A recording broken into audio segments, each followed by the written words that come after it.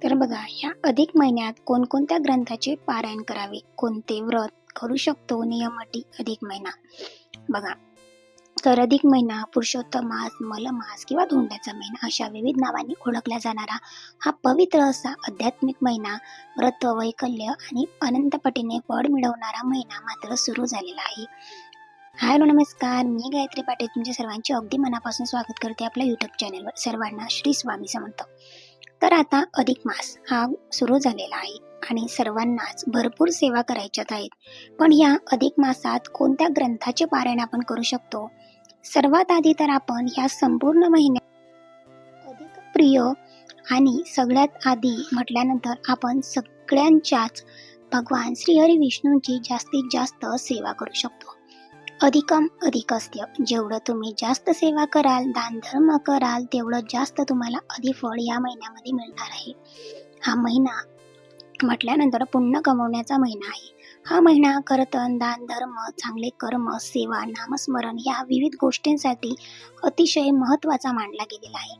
हा महिना भगवान श्रीहरी विष्णूंच्या अंमलाखाली येतो आणि म्हणून आपलं संक्षिप्त श्रीमद भागवत ग्रंथ किंवा मूळ भागवत ग्रंथ, जे की छोटा संक्षिप्त आहे, त्यातलाच मोठा भागवत ग्रंथ, तो सुद्धा तुम्ही किंवा त्याचं सुद्धा तुम्ही पारायण ह्या महिन्यामध्ये करू शकतात. अतिशय उच्च कोटीची सेवा म्हटल्यानंतर ह्या अधिक मासामध्ये केली जाणारी भागवत ग्रंथाची सेवा आहे. भगवद्गीता तुम्ही वाचू शकतात. भगवान विष्णूंच्या विविध ग्रंथाचे पारायण तुम्ही करू शकतात. बघा, दुसरं म्हणजे तुम्ही नवनाथ, छोटं मोठं जे दोघे नवनाथ आहेत त्याचं तुम्ही पारायण करू शकतात. गुरुचरित्र पारायण तुम्ही या महिन्यामध्ये करू शकतात. आता तुम्ही महिनाभर केव्हाही ह्या सेवा करू शकता. तुम्हाला जसं जमेल तसं तुमच्या नियोजन पद्धतीने तुम्ही या सगळ्या सेवा करू शकतात. त्याच पद्धतीने तुम्ही भगवान शंकराचे पशुपती व्रत तुम्ही करू शकतात. दुर्गा सप्तशती ग्रंथाचे पारायण तुम्ही करू शकतात. संक्षिप्त गुरुचरित्र, सप्तशती गुरुचरित्र सार या विविध ग्रंथांचे पारायण तुम्ही करू शकतात. नवनाथ भक्तिसार, स्वामीचरित्र सारामृत, मल्हारी सप्तशती, श्रीपाद श्री वल्लभांचं जे चरित्र आहे, जो ग्रंथ आहे, त्याचं पारायण तुम्ही करू शकतात. विष्णू सहस्रनाम तुम्ही संकल्पयुक्त करू शकतात. विष्णू सहस्रनामावली तुम्ही पठण करू शकतात. बघा, जी सेवा तुम्हाला आवडत असेल किंवा ज्या देवाची सेवा तुम्हाला आवडत असेल, ज्या गुरूंची सेवा तुम्हाला आवडत असेल, त्या गोष्टींचे किंवा त्या ग्रंथाचे पारायण तुम्ही या महिन्यात करू शकतात. या महिन्यात गुरुचरित्राला देखील महत्त्व आहे. या महिन्यात गुरूंची सेवा करण्याला देखील अतिशय अनन्यसाधारण महत्त्व आहे. आपले दत्त महाराज जे साक्षात ब्रह्मा विष्णू महेश यांचा अवतार आहेत आणि अर्थातच आपल्याला गुरुचरित्र पारायण केल्याचे फळ आपल्याला 100 पटीने ह्या महिन्यामध्ये मिळणार आहे. आणि म्हणूनच या अधिक महिन्यात कुठल्याही ग्रंथाचं पारायण केलं तर तुम्हाला फळ हे दुप्पटीने मिळणार आहेत. या महिन्यात 11 गुरुवारचं व्रत तुम्ही करू शकतात.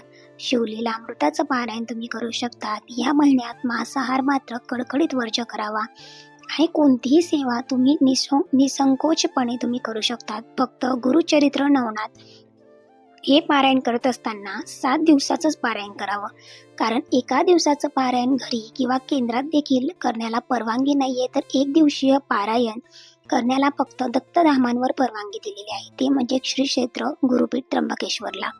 म्हणून आपण 7 दिवसांचंच पारायण मात्र घरी करत असतो. घरी व्यवस्थित पद्धतीने वाचावं. बघा, कारण गुरुचरित्र हा प्रभावी, दिव्य आणि तसाच 5वा वेद मानला गेलेला आहे. म्हणून नियम पाळूनच ही सेवा मात्र करायची आहे. कोणीतरी लोकांचं आयुष्य किंवा बऱ्याच लोकांचं आयुष्य सोन्यासारखं झालेलं आहे. जर या ग्रंथाचं पारायण करताय तर मनापासून मात्र आणि छान पद्धतीने, सुंदर पद्धतीने सेवा ही तुमच्या आमच्या सर्वांकडून ह्या महिन्यात घडावी. गुरुचरित्र ग्रंथाचं पारायण करताना, नवनाथ ग्रंथाचं पारायण करताना भावार्थ वाचण्याची अजिबात गरज नाही, कारण दोघेही ग्रंथ अगदी छान, सुटसुटीत आणि व्यवस्थित पद्धतीने मराठीमध्ये दिलेले आहेत. सप्तशती सार, संक्षिप्त गुरुचरित्र, दुर्गा सप्तशती, स्वामी चरित्र किंवा छोटं नवनाथ, हे जे काही पारायण आहेत ना, हे 1 तासात वाचून होतात. आणि कोणतीही सेवा तुम्ही ज्या पद्धतीने सगळ्या नद्या सागराला येऊन मिळतात, अगदी त्याच पद्धतीने परमेश्वराची कुठलीही सेवा केली तर ती महाराजांपर्यंत येऊन पोहोचणारच.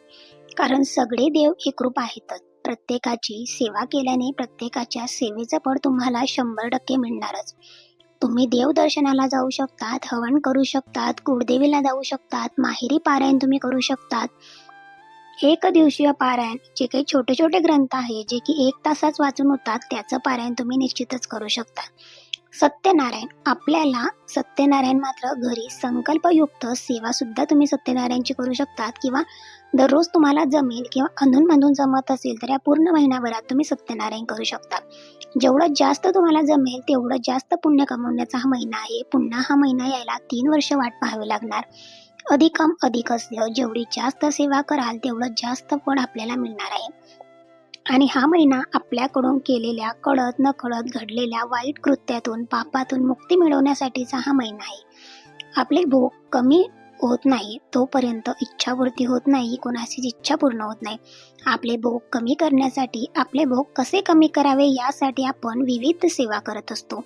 जर आपले भोग कमी करायचे असतील तर कमी कालावधीमध्ये तर ह्या महिन्यामध्ये केलेल्या सेवेच्या, दानाचं, पारायणाचं, कर्माचं, नामस्मरणाचं फळ तुम्हाला 100 पटीने मिळणार आहे.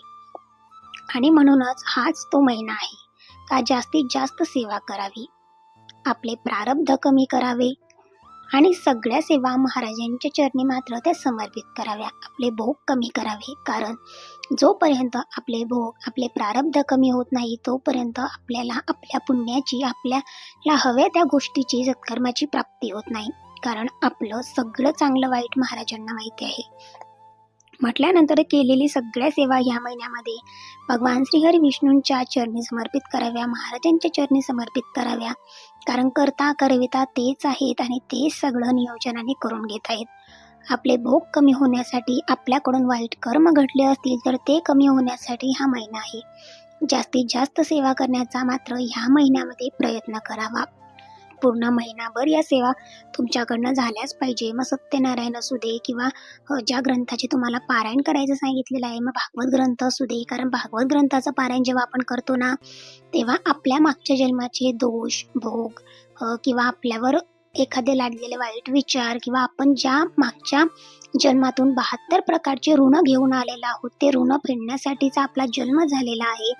मग असे बरेच आपल्या आयुष्यामध्ये छोट्या मोठ्या गोष्टी आहेत का याच्यासाठी आपले म्हणजे आपल्यावरती ऋण लागून गेलेले असतात. एखाद्याचं मन दुखवलं, वाईट बोललं गेलं, ह्या सगळ्यातून तुम्हाला जर मुक्ती हवी असेल तर भागवत ग्रंथाचं पारायण ह्या महिन्यामध्ये निश्चितच करावं. त्याचबरोबर मोठं भागवत प्रत्येकाला वाचणं शक्य होत नाही म्हटल्यानंतर छोट्या भागवताचं पारायण तर तुम्ही करूच शकतात. तुम्हाला सांगितल्याप्रमाणे गुरुचरित्र आहे, नवनाथ आहे, दुर्गा सप्तशती आहे. जास्तीत जास्त भगवान श्रीहरी विष्णूंची सेवा करायची, जेणेकरून पुरुषोत्तम मास म्हणजे भगवान श्रीहरी विष्णूंनी अधिक महिन्याला, मलमासाला त्यांनी अंमलात आणलेला आहे. त्यांच्या अंमलाखाली हा महिना आहे म्हटल्यानंतर त्यांनी त्यांचं नाव पुरुषोत्तम म्हणून त्या महिन्याला नाव दिलेलं आहे. म्हणून आपण पुरुषोत्तम मास म्हणून हा महिना ओळखत असतो. आणि त्याच्यासाठीच आपल्याला पुरुषोत्तम मास आहे म्हटल्यानंतर आपल्याला भगवान श्रीहरी विष्णूंची सगळ्यात महत्त्वाची लक्ष्मी प्राप्तीसाठीची प्रत्येकाच्या घरामध्ये दर पौर्णिमेला केले जाणारा सत्यनारायण. परमपूज्य गुरुमाऊली आपल्याला पुन्हा पुन्हा सांगत असतात का तुमच्या घरामध्ये लक्ष्मी स्थिर राहावी, आपल्या घरामध्ये बरकत राहावी, पैशाला पैसा टिकून राहावा यासाठी सत्यनारायण पूजन हे अतिशय महत्त्वाचं आहे. म्हटल्यानंतर प्रत्येकाच्या घरामध्ये सत्यनारायण करण्याचा प्रत्येकाने प्रयत्न करावा. या सगळ्या ग्रंथाचे पारायण जास्त नाही झालं, मोठ्या ग्रंथाचे नाही झाले तर निदान प्रत्येक म्हणजे स्वामीचरित्र 1 दिवस किंवा 5 दिवस